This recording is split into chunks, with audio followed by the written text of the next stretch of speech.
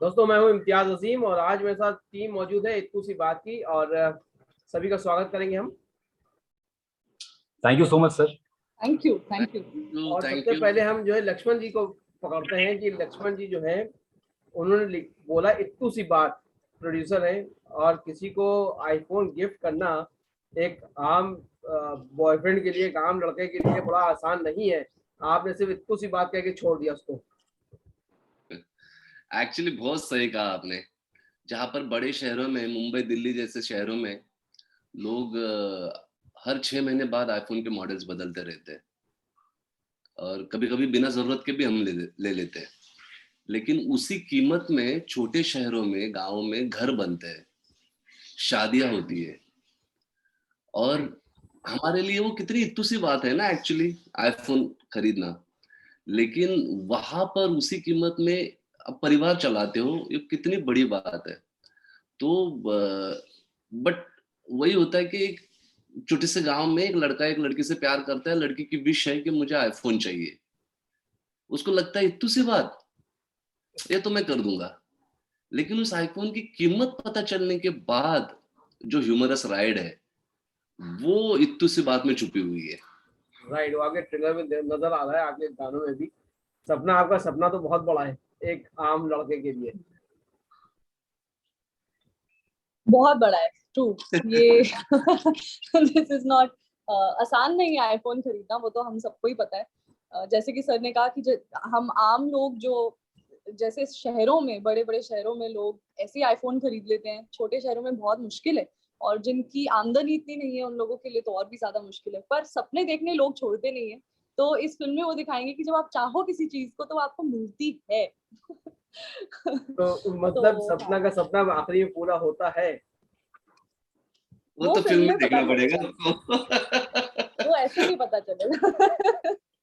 उपेंद्र, आप जो है अब तो आप बहुत सारे लड़कों के आइडियल बन गए हैं, क्योंकि आपने बहुत सारे रास्ते दिखा दिए कि जो लड़के अफोर्ड नहीं कर पा रहे हैं आईफोन अपनी गर्लफ्रेंड के लिए, उनको क्या क्या करना चाहिए।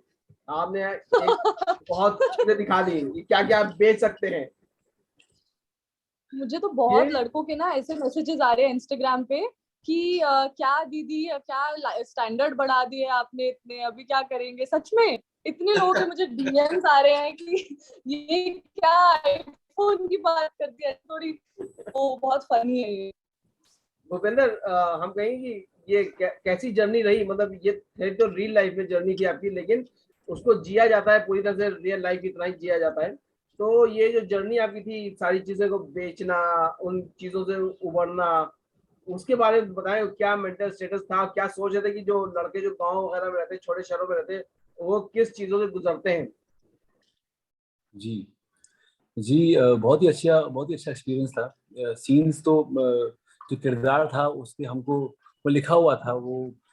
All credit goes to Adnan sir, Lakshman sir, कि हमें क्या करना है, पर कैसे करना है वो उसके लिए भी आई विल, मतलब मैं तो लक्ष्मण सर का और अदनान सर का ही शुक्रिया अदा करूंगा कि हमने सिर्फ एक प्रोसेस को फॉलो किया और अपने आप को टोटली सरेंडर किया उसके अंदर, और चीज़ें अपने आप अच्छे से होती गई।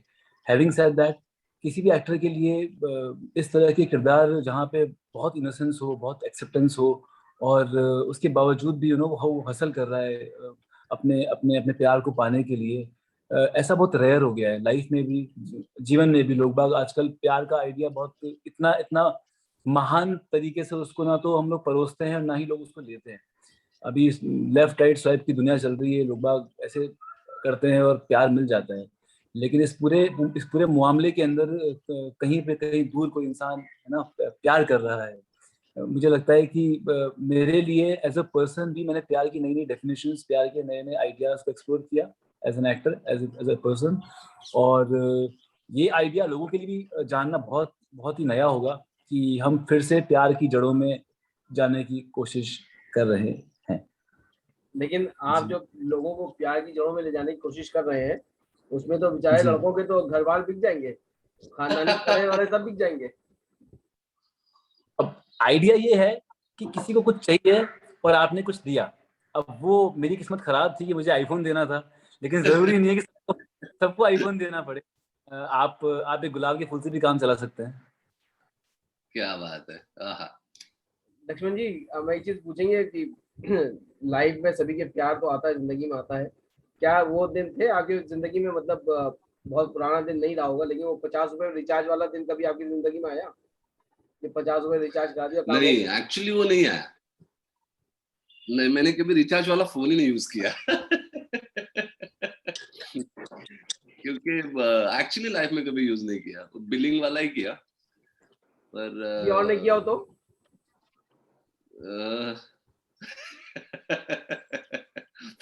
एक्चुअली नहीं किया, वैसा तो कोई एक्सपीरियंस नहीं है। पर भूपेंद्र, रिचार्ज आप जो है वाला अपने भूपेंद्र का होगा, आई एम श्योर। भूपेंद्र जो है वो बिलिंग वाली एज में आ गए, हमको लग रहा है ये भी। भूपेंद्र, आप अगर रियल लाइफ में आपको अपना प्यार पाना हो तो आप क्या क्या कर सकते हैं, अगर सपना जैसी लड़की वहां मौजूद हो तो आपके लिए? अपना जैसी लड़की और प्यार पाना हो तो मतलब जान दे देंगे, जान ले लेंगे, क्या चाहिए। Nice answer. फोन, आईफोन की चीज है।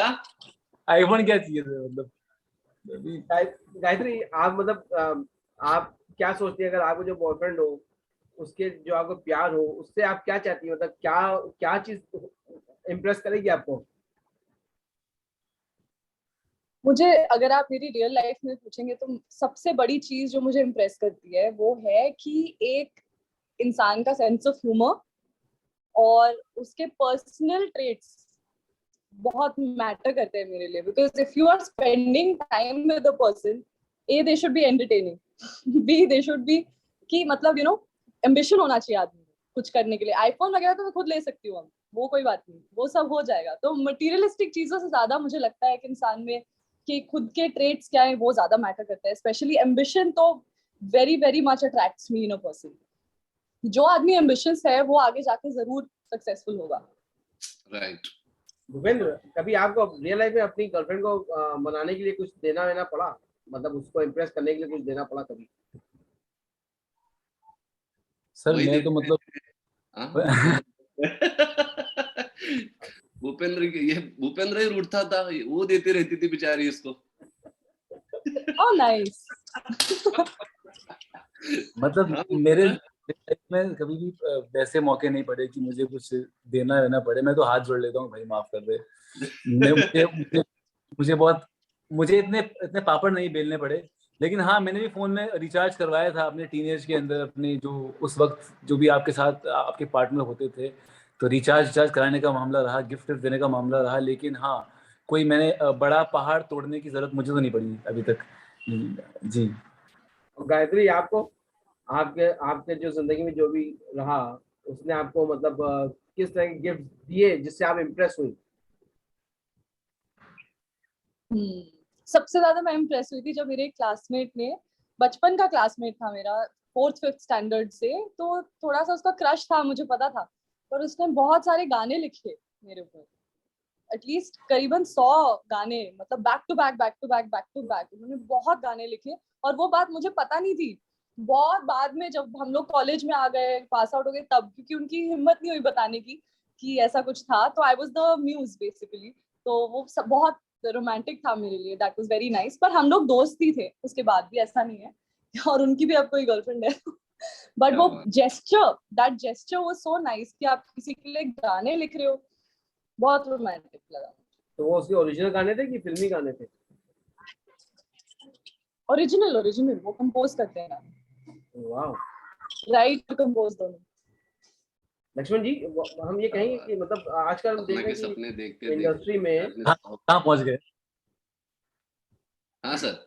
लक्ष्मण जी हम देख रहे हैं मतलब इंडस्ट्री में बहुत अच्छी अच्छी स्क्रिप्ट्स आ रही हैं, नए नए आइडियाज आ रहे हैं, और ये आइडिया जो आपकी फिल्म का, ये भी बहुत ही जमीन से जुड़ा हुआ आइडिया है। तो आपको ये आइडिया कहाँ से आया, और आप कितना कॉन्फिडेंट थे कि इस पे फिल्म बननी चाहिए और लोगों को पसंद आएगी? जिस तरह आपको ट्रेलर को जो रिस्पॉन्स मिल रहा है, आपके सॉन्ग्स को रिस्पॉन्स मिल रहा है, वो अमेजिंग है। तो ये वन लाइनर स्टोरी जो है, मेरे पास अदनान अली लेके आए थे, जो डायरेक्टर है इस फिल्म के। और वो आइडिया ही मुझे बहुत पसंद आया कि एक छोटे से शहर में एक लड़का एक लड़की के लिए आईफोन लेना चाह रहा है। और जैसे मैंने शुरू में ही कहा कि आईफोन की कीमत पे वहां पे घर बांधे जाते हैं, तो ये लड़का आईफोन कैसे लेगा। मतलब इतना कॉन्ट्रास्ट है अपने देश में, हिंदुस्तान में, जहाँ पे हर 6 महीने बाद आईफोन के मॉडल चेंज करते हैं हम, वहीं पे उतनी ही कीमत में लोग साल साल भर गुजारा करते हैं। और ये कॉन्ट्रास्ट कितना इंटरेस्टिंग होगा अगर इस अच्छी तरह से लिखा जाए, या एक सही स्क्रीन प्ले हो, या सही स्टोरी लाइन हो। तो फिर उसको हमने डेवलप किया। और दूसरा ये था कि इस कहानी के लिए हमें एक्चुअली कोई नोन फेसेस नहीं चाहिए थे, या स्टार्स नहीं चाहिए थे। हम किसी के पास गए ही नहीं, क्योंकि मेरा पर्सपेक्टिव ये था कि अगर कोई नोन एक्टर या स्टार ये रोल करता है तो वो शायद ज्यादा बिलीवेबल नहीं होगा, या फिर ज्यादा कनेक्ट नहीं होगा। तो हम ऐसा एक्टर ढूंढना चाह रहे थे कि जो उसी जमीन का लगे, उसी दुनिया का लगे। जैसे भूपेंद्र है, तो भूपेंद्र रियल लाइफ में भी उतनी मासूमियत उसके चेहरे पे है, रियल लाइफ में भी ऐसा शर्मिला है, और वो भी खुद एक छोटे टाउन से है, छोटे गांव से है। तो भूपेंद्र उस जगह, उस दुनिया का, उस जगह का हिस्सा लग रहा था। फिर हमें हीरोइन चाहिए थी, तो हमने सपना ढूंढने निकले, तो हमें ये सपना मिली। तो सपना की खूबसूरती, उसकी सादगी, वो इतनी इनोसेंट, उसमें इतना इनोसेंस है, कोई भी लड़का उसके लिए आईफोन लेगा। खूबसूरत भी है, और सेम टाइम वो उस दुनिया की लगती है। वो कहीं न्यूयॉर्क की खूबसूरत लड़की नहीं लगती, वो लगता है कि हिंदुस्तान के एक छोटे से शहर की एक खूबसूरत लड़की है। तो ऐसे कलाकारों के साथ जब आप फिल्म बनाना चाहते हो ना, तब कई बार प्रॉब्लम्स होता है, मतलब न्यूकमर्स के साथ, when you try to tell the subject. But होता क्या, you have to be honest to the script, you have to be honest to the thought, कि ऐसी फिल्म बनानी है कि उस बिट्टू में हिंदुस्तान का हर एक जो स्मॉल टाउन का युवा है वो खुद को फील करे कि ये मैं हूँ, और उस सपना में हिंदुस्तान की हर एक खूबसूरत लड़की फील करे कि ये मैं हूँ। अभी कितने लोग, कितनी लड़कियां आईफोन मांगेगी लड़कों के पास फिल्म देखने के बाद, वो पता नहीं, लेकिन एक ऑनेस्ट प्रयास रहा है सर, और बहुत प्यारी फिल्म बनी है। इन दोनों ने कमाल का काम किया है, साथ साथ फरीदा मैम, टीकू तलसानिया जी है, विजेंद्र काला जी, अतुल श्रीवास्तव जी, नीरज सूद जी, सब लोगों ने कमाल का काम किया। It's an out and out entertaining film. Same time हंसते हंसते हम ये कॉन्ट्रास्ट दिखा रहे हैं कि हम क्या जिंदगी जी रहे हैं, और एक्चुअल हिंदुस्तान है क्या एक्चुअली। तो ये बात मुझे बहुत अच्छी लगी थी इस फिल्म के बारे में। लक्ष्मण जी, एक चीज हम पूछना चाहेंगे कि अब तो एक पैन इंडिया एक चीज स्टार्ट हो गई है, तो आपने भी सोचा कि आप अपनी फिल्म को डब करके साउथ वगैरह में भी कहीं रिलीज कर सके, या उसके लिए आपको बड़ा अभी इन्वेस्टमेंट करना पड़ेगा? हाँ, आई थिंक उसके लिए अगर आप चाहते हो कि आपकी फिल्म पैन इंडिया, हिंदुस्तान भर या दुनिया भर लोग देखे, तो आपको कंजर्वेटिव फिल्म नहीं बनानी चाहिए। जैसे कि ये जो फिल्म है हमारी, ये उतनी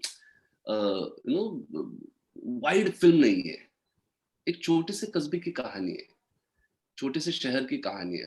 बट अगर आप पैन इंडिया फिल्म बनाना चाहते हो, तो फिर उस ढंग से बनानी चाहिए कि वो इमोशन साउथ में भी फील हो, नॉर्थ में भी फील हो, एक बंगाल के गांव में बैठा हुआ आदमी भी उसको भी टच करे। तो हर उस तरह का सब्जेक्ट अलग होता है, मतलब, और उसका कैनवास भी बड़ा हो, तो वैसी फिल्में डब करने का सेंस बनता है, मुझे लगता है। चलिए, आपके फिल्म के गाने भी बहुत अच्छे हैं, और आपकी फिल्म भी बहुत अच्छी लग रही सभी को, और हमें पूरा यकीन है कि बॉक्स ऑफिस पर ये कमाल दिखाएगी। और हम कहेंगे सारा समय से बात करने का आप लोगों का बहुत बहुत शुक्रिया।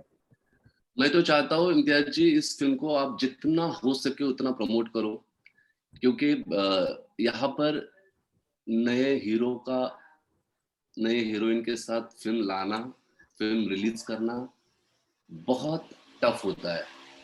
और आई थिंक जब आप लोग इस चीज को सपोर्ट करो, क्योंकि हमें और एक्टर्स चाहिए, हमारे पास एक्टर्स की कमी है, स्टार्स की कमी है, बहुत काम हो रहा है, बहुत फिल्में बन रही है, और ऐसे टैलेंट, क्योंकि अगर ये फिल्म सक्सेसफुल होती है ना, तो मेरे ख्याल से मेरे जैसे कई सारे लोग जो है वो हिम्मत करेंगे कि नए कलाकारों के साथ इस तरह की फिल्में बनाने का।